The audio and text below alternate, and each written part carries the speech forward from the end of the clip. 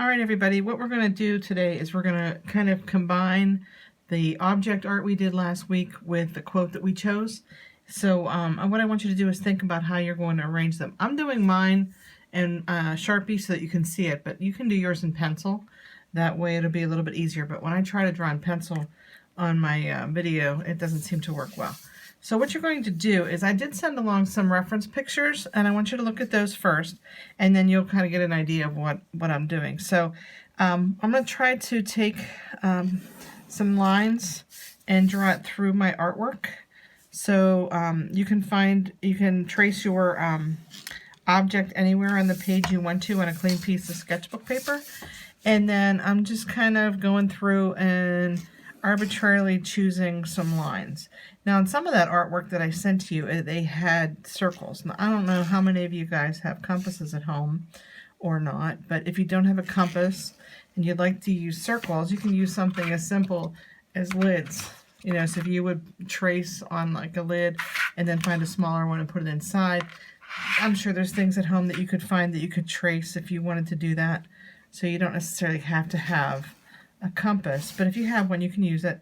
I'm just going to use straight lines on my design, and like I said, I'm not really choosing anything specifically. I'm just kind of going through and creating some lines. What we're going to do on this project that we don't see in examples is we're going to add the quote that we had chosen. So my quote's a little bit long, but I'm going to add it to this section of the artwork that I have.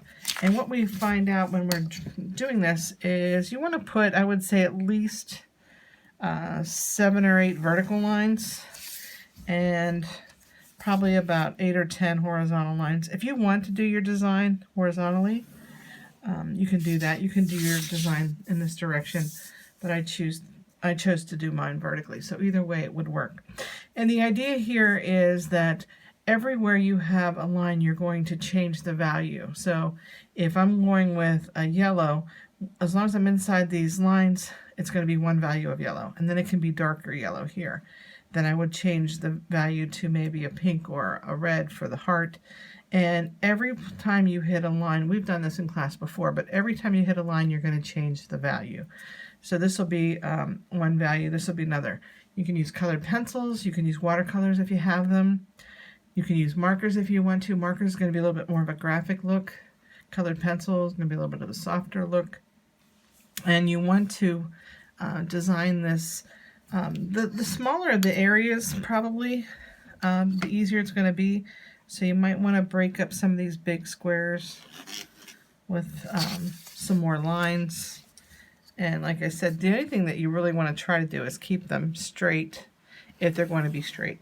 If you want to add some diagonal lines, you can do that too. Whatever you think is going to be interesting to look at. You might not have a sure sense when you're starting, but these are some one of those situations where you're going to have some happy accidents, and as you go, you're going to really like what you have going on. Then after you have these lines figured out, you want to find a space in your artwork where you can write your quote. And I'm going to go through here and write up my quote, and then I'll be back in a second to show you that.